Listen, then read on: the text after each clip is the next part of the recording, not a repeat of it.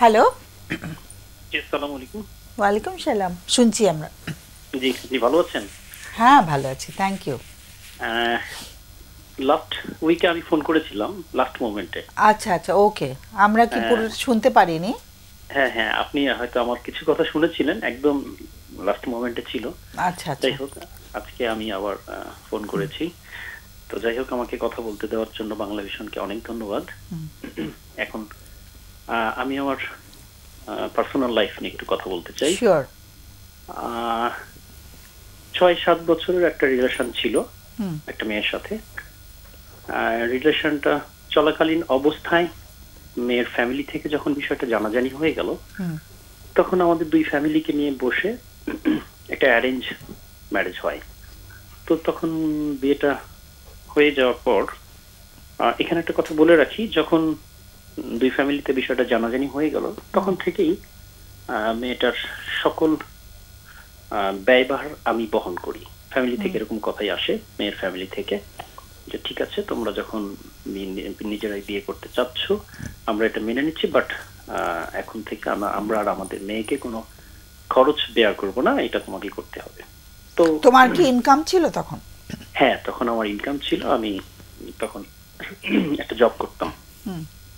তো তখন আচ্ছা, একটু আমার কাছে খটকা লাগলো কথাটা শুনে, মানে ওয়াই, মানে এত ইম্পর্টেন্স পেলো কেন ব্যাপারটা? এমনিতেই তো আসলে বিয়ে হলে আমরা এক্সপেক্ট করি যে হাজব্যান্ড মেজর শেয়ারটা করবে, কিন্তু এটাকে একদম লিখে পড়ে মানে কথার মধ্যে এনে মানে কথা দিয়ে দেওয়ার দরকারটা কেন পড়েছিল? কথা দেওয়ার দরকারটা ছিল কারণ আমি অনেক বেশি ভালোবাসতাম। আমি তাকে অনেক সেটার ভালোবাসতাম। জন্য কি জরিমানা? আমার, হ্যাঁ, আপনারা আমার কথাগুলো শুনলে হয়তো এই বিষয়গুলোই আপনারা বলবেন আমাকে হয়তো। আচ্ছা, তো তখন থেকে যখন মেয়ের ফ্যামিলি থেকে এই ধরনের একটা প্রপোজাল আসলো, যে ঠিক আছে, তাহলে ওর ব্যয়ভার তোমাকে বহন করতে হবে। আচ্ছা, ওরা কি রাজি ছিল না? সরি, আমি বেশি প্রশ্ন করে ফেলছি। ইটস ওকে, আপনি করতে পারেন। না, ওরা কি একটু মানে কম নিমরাজি ছিল নাকি? হ্যাঁ, মানে মেয়ের বাবা এগ্রি ছিল, বাট মেয়ের মা রাজি ছিল না। আর আমি যেটা পরে বুঝতে পেরেছি, একটু নারী শাসিত ফ্যামিলি ছিল আর কি। আচ্ছা আচ্ছা, বুঝেছি। তো তারপরে মেয়ের খালার তরফ থেকে আমার কাছে একটা ফোন আসে, এসে আমাকে বলে যে ঠিক আছে, আসলে ওর তো একটা ফিউচারের ব্যাপার আছে, এখন তোমার সাথে বিয়ের ব্যাপারে তো আমরা ফ্যামিলিগতভাবে সিদ্ধান্ত নিয়েছি, তো তুমি ওকে একটা হ্যান্ডসাম অ্যামাউন্ট একটা ডিপোজিট করে দাও, এটা ওর ফিউচারের জন্য। তো আমি কথাটা শুনে খুব হতভম্ব হই যে এরকম ভাবে কোনো প্রপোজাল আসতে পারে কখনো। তো তারপরে আমি আমার দুর্বলতা থেকেই আমি কোনো কিছু না বলে বিষয়টা বলছি, জানটি আসলে আমি যেহেতু তাকে ভালোবাসি, তাকে আমি নিয়ে সংসার করব, এখনো তো বিয়ে হয় নাই, তার ভালো মন্দ দেখার দায়িত্বটা তো আমারই থাকবে, তাই না? তো যাই হোক, আমি এটা ম্যানেজ করে নেই। কিন্তু আমার ভেতরে একটা খুব খারাপ লাগা কাজ করে যে এরকম একটা প্রপোজাল আমার কাছে আসলো। তো এটাকে আমি পেছনে ফেলে আমরা বিয়েটা করে ফেলি। এবং এটা মেয়েটাও জানতে পারলো যে এরকম প্রস্তাব দেওয়া হয়েছে তোমাকে? রাইট রাইট, মেয়েটাও জানতে পারলো। ওর কিছু বলার ছিল ওই জায়গাটাতে?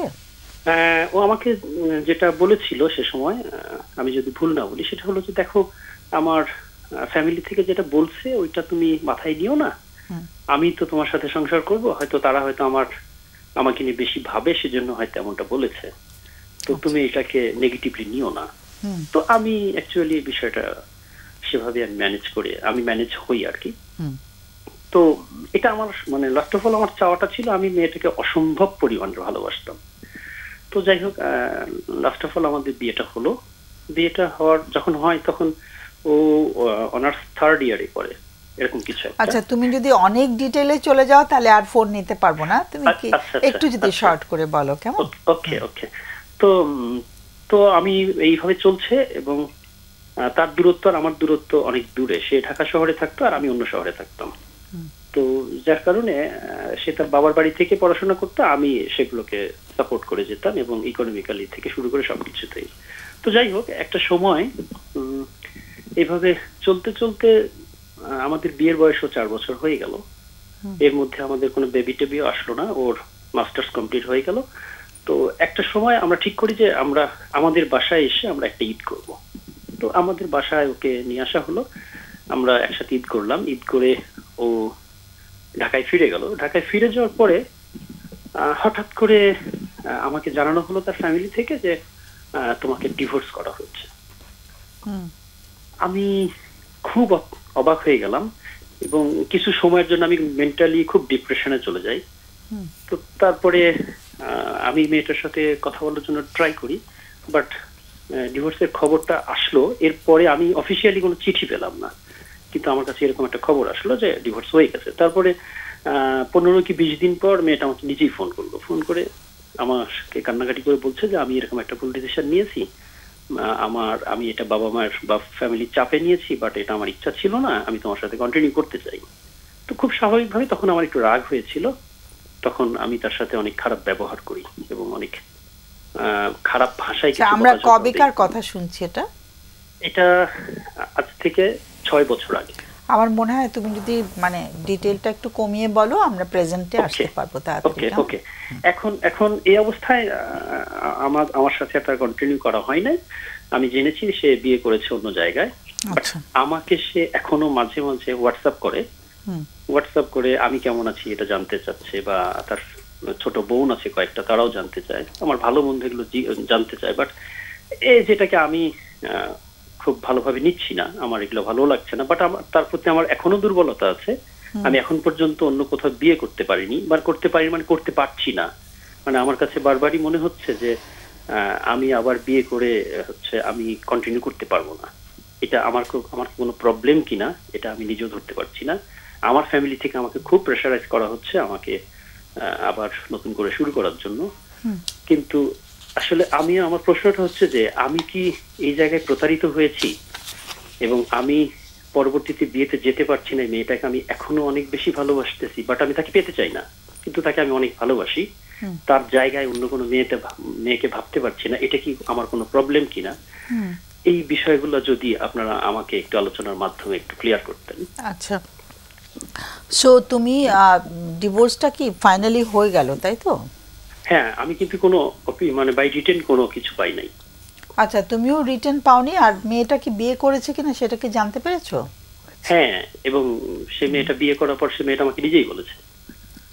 বাট সবকিছু মুখের কথা, তুমি আর কোনো অন্য তৃতীয় পক্ষের কাছ থেকে কিছু শোনোনি? তৃতীয় পক্ষ বলতে তার বোন আমাকে বলেছে যে হ্যাঁ বিয়ে করেছে এবং হ্যাঁ আছে, সে ওই জায়গায় আছে। কিন্তু তুমি তো রিটেন পেলে না, ওটার ওই রহস্য আর ভেদ করা হলো না? না, আমি তার ফ্যামিলির সাথে কথা বলেছিলাম যে আমাকে কোনো চিঠি দেওয়া হোক। যেমন আরো একটা কথা বলে রাখি, আমার পাসপোর্টে তার এখনো নাম আছে, সে নামটা আমি চেঞ্জ করতে পারছি না। আমি পাসপোর্ট রিনিউ করতে গেলে আমাকে বলছে আপনি ডিভোর্সের কাগজ দেখান, না হলে এটা হবে না। হ্যাঁ, সেটাই তো, তোমার তো ইউনিট ডকুমেন্ট, তাই না? রাইট।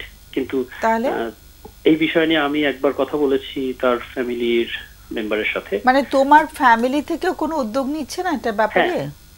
আমার ফ্যামিলি থেকেও তাদের সাথে কথা বলা হয়েছে, বলেছে হ্যাঁ আমরা তো চিঠি ছেড়েছি, চিঠি তো দিয়েছে কাজী অফিস থেকে, বাট এটা না পেলে তো আমাদের কিছু করার না, they can send another letter. এখন you can talk to a lawyer, একজন মানে আইনজ্ঞের সাথে কথা বলে তুমি এটা ফয়সালা করে ফেলো। এখন তোমারও একটা পিছু টান রয়ে গেছে বলে কিনা জানি না, এটা তো আসলে তোমার কাছে, তুমি ডকুমেন্ট ছাড়া পাসপোর্টের ওর নামটা তুলবে কেমন করে? এটা তো সম্ভব না তো, রাইট তাই না? এবং এটা নিয়ে তুমি কি, যেহেতু ওর প্রতি এখনো তুমি বলছো যে আমার মায়া মমতা ভালোবাসা রয়ে গেছে, সেই কারণেই কি তুমি তোমারও একটু মানে এটা নামটা তোলার ব্যাপারে তোমারও কিছুটা মানে গাফিলতি হচ্ছে কিনা?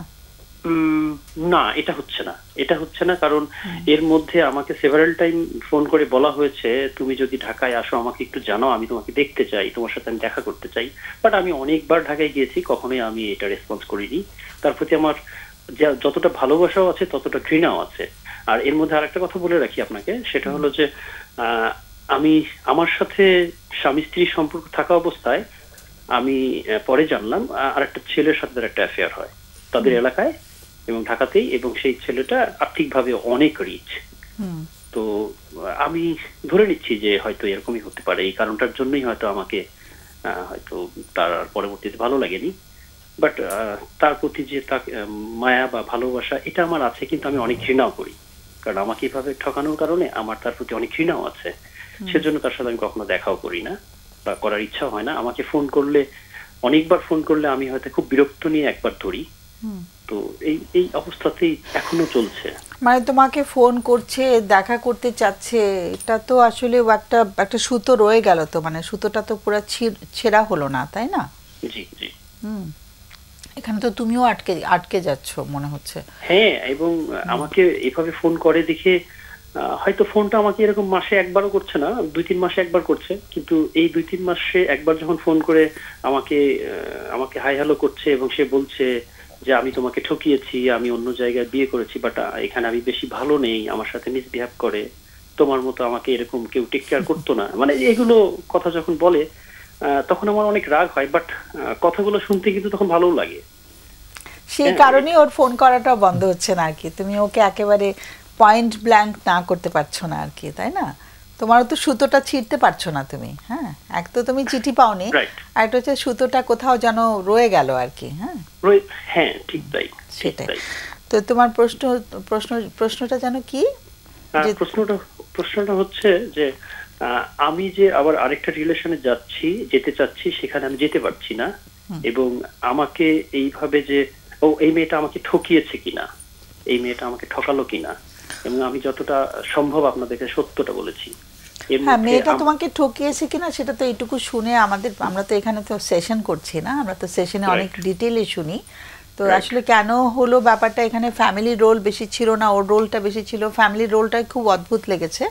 সো আমরা অনেক বেশি ছিল, বিশেষ করে তার মায়ের রোলটা অনেক বেশি। হ্যাঁ, মানে ফ্যামিলি রোলটাই খুব আউট অফ দ্য বক্স মনে হলো আর কি। যাই হোক, হ্যাঁ, তুমি একটু লাইনে থাকো। তোমার প্রশ্নটা হচ্ছে যে কেন তুমি এখনো বেরোতে পারছো না এটা থেকে, তাই তো? হ্যাঁ, ওকে, তুমি একটু লাইনে থাকো। কোনো প্রশ্ন? আমার বেশ কয়েকটা প্রশ্ন আছে, যদি আপনি অ্যালাউ করেন। আপনি কি ওনার কথা প্রায় ভাবেন? হ্যাঁ, প্রায় ভাবি বলতে আমার অবচেতন মনে হলেও তার কথা আমার সারা দিনের মধ্যে একবার হলে মাথায় আসবে। ওকে, এটা একটা প্রশ্ন। আরেকটা জায়গা হচ্ছে, আমরা সাধারণত বলি সম্পর্কের ক্ষেত্রে একটা পিছু টান এটা মেনটেন করতে হেল্প করে। আপনি এটাকে কিভাবে দেখেন?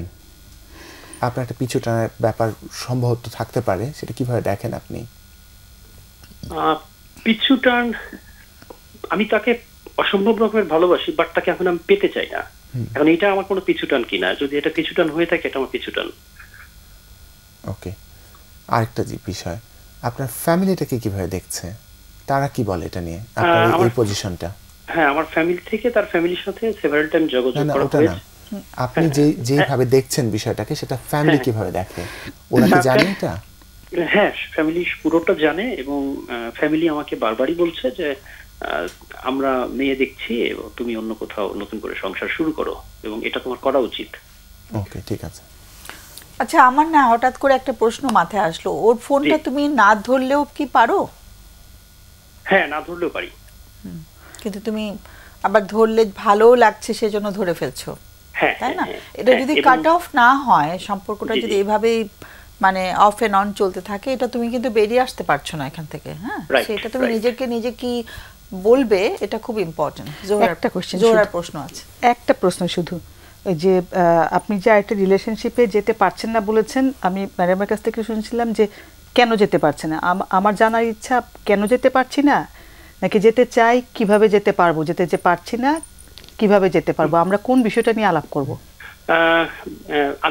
আমি হচ্ছে অন্য একটা রিলেশনে কেন যেতে পারছি না। ঠিক, ওকে, তাহলে হ্যাঁ, সেই জায়গাতে আমার একটা প্রশ্ন ছিল যে তুমি যে ফোনটা ধরছো, ধরার পরে তোমার কি হয়? আবার তো তোমার ঘৃণা টিনা সব চলে আসছে মনের মধ্যে, তারপরেও তুমি ধরে ফেলছো। আবার বললে যে ওর কথা শুনতেও ভালো লাগে, মানে কেমন যেন গুলিয়ে গেল ব্যাপারটা, সবকিছু গুলিয়ে গেল। ব্যাপারটা হচ্ছে এরকম, আমি যদি আপনাকে ক্লিয়ার করার চেষ্টা করি, সেটা হলো যে আমাকে ফোন দিচ্ছে, খুব করে ফোন দিচ্ছে, এবং শুরু থেকে ওর আচরণটা এমনই, আমাকে যখনই ফোন দেয় আমি যতক্ষণ পিক না করবো ততক্ষণ দিতেই। হ্যাঁ, কিন্তু এইটা না তোমার জন্য ভীষণ ক্ষতিকর হচ্ছে। তুমি যদি সত্যি নিজেকে ভালোবাসো তাহলে চিন্তা করে দেখো, আরেকজনকে ভালোবাসার চেয়ে আমাদের নিজেকে বেশি ভালোবাসতে হবে। আমরা নিজের জন্য বেশি ভাবলে আমরা ভালো থাকি। কেমন? আমরা আলোচনা করছি, তুমি শোনো আমাদের আলোচনা। ওকে, আমি একটু বলতে চাই। হ্যাঁ, আগে জোহরা বলতে চাচ্ছেন। সেটা হচ্ছে ওনার যে প্রশ্নটা, দুইটা প্রশ্ন ওনার, আমি কি প্রতারিত হচ্ছি, আর এটা হচ্ছে যে একটা রিলেশনশিপে যেতে পারছি না, কেন পারছি না। প্রথম কথা হচ্ছে যে প্রতারিত হয়েছে, এটার তো দুইটা উত্তর হতে পারে, ইয়েস অর নো। আমার প্রশ্ন দর্শকের কাছে যে এই প্রশ্নের উত্তর পেয়ে উনি কি করবে, এর পরের স্টেপটা কি, মানে এটা তো উত্তর আমাদের আলাপ করা দরকার নাই, উনি নিজেই ভাবতে পারে। আমি যেটাতে ভাবছিলাম মানে উত্তরটা দিয়ে ওর কি লাভ হবে, লাভ হবে কি সরি, আরেকটা রিলেশনশিপে যেতে পারছি না, কেন পারছি না, এটা খুব পরিষ্কার, উনি নিজেও বুঝতেছেন, এটা আমরাও বুঝতেছি, যেটা যে ওনার জিনিসটা ক্লোজ হয়নি, চ্যাপ্টারটা আপনি যে খুব সুন্দর করে রূপক দিয়ে বলছিলেন যে সুতাটা তো রয়ে গেছে, তো কেন পারছেন না এটার উত্তরও উনি জানেন। প্রশ্ন হচ্ছে যে ওনার এই জায়গাটায় একটা সিদ্ধান্ত নেওয়া, আমি ম্যাডাম এটা কি ফ্রিজবি বলে না, যে বুমেরাং একটা অস্ত্রের মতো আছে না, যে বুমেরাংটা এভাবে করে দিলে আবার নিজের কাছে চলে আসে। এখন উনার বুমেরাংটা উনি যে উনার ওয়াইফকে দিয়েছেন, এক্স ডিভোর্স হয়ে গেছে, কাগজে কলমে ডিভোর্সের পেপার পাইনি, আচ্ছা আচ্ছা আচ্ছা, হ্যাঁ, ওনার এক্স ওয়াইফ উনি যে বুমেরাং বা যে ফ্রিজ এটা যে দিয়েছেন, ওনার লাভটা, ওনার হেট আছেন, কিন্তু ভালোবাসাটা কিন্তু ওখানে আছে, ওটা ঘুরে আর নিজের হাতে আসেনি। আমি রূপক দিয়ে বোঝানোর চেষ্টা করছি যে একটা যে ক্লোজার ওই রিলেশনশিপটা হিসাব নিকাশ করে যে একটা বন্ধ করে তারপরে একটা নতুন রিলেশনশিপে যাবে, মন তো নোংর বেঁধে আছে ওখানে, হেট আছে কিন্তু নোংরও তো বাধা ওখানে। কিন্তু এইভাবে কথা বলতে থাকলে কিন্তু এক্স্যাক্টলি নোংরটা খুলতে পারবে না। ওই জায়গাটায় কিন্তু ধরছিলেন, মানে উনার দরকার যে গুবলেট পাকিয়ে যে গেছে ভদ্রলোক, এই জন্যই তো এখানে আমি এখন কি করব, এখানে প্রশ্নটা করেছেন উনি। উনার একদম ঠান্ডা মাথায় বসে উনি কি চান আসলে, উনি কিন্তু একটা মাঝখানে আছে, পেন্ডুলামের মতো মনটা ঘুরছে। তো আমরা প্রত্যেকটা জিনিসেরই কিন্তু প্লাস থাকে মাইনাস থাকে। উনি যদি, আমি বলবো ওনাকে কাগজে কলমে বসে লিখে ফেলতে, কারণ বিজ্ঞান বলে যে আমাদের মস্তিষ্ক একসাথে এত পয়েন্ট, একসাথে এত জটিল সমস্যায় ফোকাস করতে পারে না। তো কাগজে কলমে লিখে ফেললে উনি একেবারে সব কিছুর, ওনার অপশন কী কী আছে, সুবিধা অসুবিধা সব কিছু লিখে উনি একটা অপশন পিক করুক। এবং যদি উনি এটাকে ক্লোজ করতে চায়, যদি উনি আমার কথা শুনে মনে হয়েছে যে ওনার ফ্যামিলির বুদ্ধিটাকেও উনি মনে করছেন যে দরকার একটা রিলেশনশিপে যাওয়া, তাহলে এই যে 2 মাসে একবার যে ফোন করা, যে দেখা করতে চাওয়া, মানে এই জিনিসগুলো অবশ্যই ওনাকে অফ করতে হবে। কিন্তু যেটা কাগজে কলমে লিখলে ওটা কগনিটিভ লেভেল থেকে লিখবে, ও কিন্তু ইমোশনালি অ্যাটাচড হয়ে আছে, ওইখানে কোথাও একটা অ্যাটাচমেন্টের জায়গাটা রয়ে গেছে, সেটা কিন্তু অ্যাড্রেসড হবে না যদি লিখে লিখে করে। আমি আসলে মনে হয় he needs to sit with somebody, তা তো অবশ্যই, এটা সাপোর্ট নেওয়া ছাড়া সম্ভব হবে না। আমি সিদ্ধান্ত নেওয়াটার জায়গাটা কগনিটিভ কাজটা করতে বলছিলাম, এখানে একটা সিদ্ধান্ত পরে আসবে, আনলেস সে তার নিজের ক্ল্যারিটিটা পায়, তার মনের ক্ল্যারিটিটা তার কাছে নাই, সে পরিষ্কার দেখতেই পাচ্ছে না, আর ওই ফ্যামিলিটাকে সে বুঝতে পারছে না, সো ইমোশনের মধ্যে আটকে রয়েছে। এক্স্যাক্টলি, এবং ওই ফ্যামিলিটাকে, এখানে ফ্যামিলির ভূমিকাটা আমার কাছে খুব বেশি রকম লাগছে। শুরু থেকে না, বিয়ের আগেই কিন্তু খরচ দিতে বলেছিল না, ওটা মেয়ের ফ্যামিলি নিয়ে আমরা আলোচনা না করি, কারণ ওটা নিয়ে আলোচনা করার দরকার নেই। যিনি আমাদের কলার, মানে রিলেশনশিপের মধ্যে অনেক কিছু প্রভাব আছে, সেটা দেখছিলাম, বোঝাই যাচ্ছে, খুবই অদ্ভুত আর কি। আমার কাছে মনে হয় ওনার প্রশ্নটা খুবই পরিষ্কার, যদি অনেক লম্বা করে বলেছেন। আমার কয়েকটা ভাবনা আছে। প্রথম জায়গাটা হচ্ছে, আমরা সাধারণত দেখি যখন এরকম একটা সম্পর্কে আটকে যায় মানুষ, এটা তখনই হয় যখন একটা মানুষের অল্টারনেটিভ ভাবনার জায়গাগুলো না থাকে। যেমন যেটা হয় যে স্কুলে যখন প্রেমে পড়ে, অনেক ফ্রেন্ডদের দুজনের প্রেম হলো, ওই দুজন এত খাতির হয় ফ্রেন্ডদের সাথে আর মিশে না, তারপর যখন প্রেমটা ভেঙে যায় তখন কিন্তু কোথাও যেতে পারে না, কারণ ফ্রেন্ডরা আবার আলাদা হয়ে গেছে। তো কখনো কখনো যখন আমরা ফোকাস কোনো রিলেশনশিপে থাকি, ওনার যেটা হয়েছে, উনি ওনাকে নিয়ে এত ব্যস্ত ছিলেন, হয়তো অন্য সম্পর্কগুলো, মানে প্রেমের সম্পর্ক ছাড়াও ফ্রেন্ড সম্পর্ক বা ফ্যামিলি সম্পর্ক, সেগুলিকে বোধহয় উনি অতটা অ্যাটেন্ড করতে পারেননি। এখন মেয়েটা যখন চলে গেছেন তখন উনি ওটাকে মিস করছেন, এবং মেয়েটা কিন্তু এই মিসটা আবার ফিল আপও করছে একটু একটু করে, যে জন্য উনি এখনো দেখতে পান যে ওখানে আমার কিছু একটা অন্য কোথাও কিছু নাই সম্ভবত। আচ্ছা, এই প্রশ্নটা করলে ভালো হতো, রাত যে ওর ফ্রেন্ড সার্কেল আছে কিনা, ওর নিজের একটা জগৎ আছে কিনা, উনি যে কি করেন, উনি চাইলে সেই জিনিসগুলো একটু চিন্তা করতে পারেন যে আমি অল্টারনেটিভ কি কি সম্পর্ক তৈরি করতে, প্রেম ছাড়াও ফ্যামিলি ফ্রেন্ডস তাদের সম্পর্ক কি তৈরি করতে পারে, ইমোশনাল কানেকশন উইথ আদার্স, মানে প্রেমের সম্পর্ক বাদ দিয়ে এটা একটা জায়গা আমার মনে হয় কাজ করতে পারেন। আরেকটা জায়গা যে জোহরা বলছেন, আমি আপনার সাথে খুবই এগ্রি করি যে ইমোশনাল জায়গাটা আসলে অ্যাড্রেস করা দরকার। মানে আমার কি হচ্ছে, আমরা অনেক সময় হয় কি ইমোশনগুলো তো পেইনফুল, ওটাকে বাইপাস করি। উনি কিন্তু সারাদিন ভাবেন, সব সময় ভাবেন, এটা নিয়ে আসতে থাকে, কিন্তু হয়তো মানে ওটাকে অ্যানালাইসিসটা উনি হয়তো অতটা করেন না। তো ওটাকে সেপারেট করা, যে আসলে কি হচ্ছে আমার মধ্যে, ক্লিনলি দেখতে পারা, তারপর হয়তো সিদ্ধান্তটা সহজ হতে পারে। ফাইনালি আমি আরেকটা জিনিস বলতে চাই, এটা উনি যদি কারোর সাথে বসেন খুব ভালো হয়, উনি হয়তো এই কাজটা করবেন। আমরা বলি প্রত্যেকটা বিহেভিয়ার আসলে একটা পারপাস সার্ভ করে। ওনার যে প্রবলেমটা হচ্ছে, এটা দেখা যায় ফ্যামিলিতে অল্টারনেটিভ একটা জায়গা তৈরি হয়ে যায় যেটাকে সাপোর্ট করে এটাকে।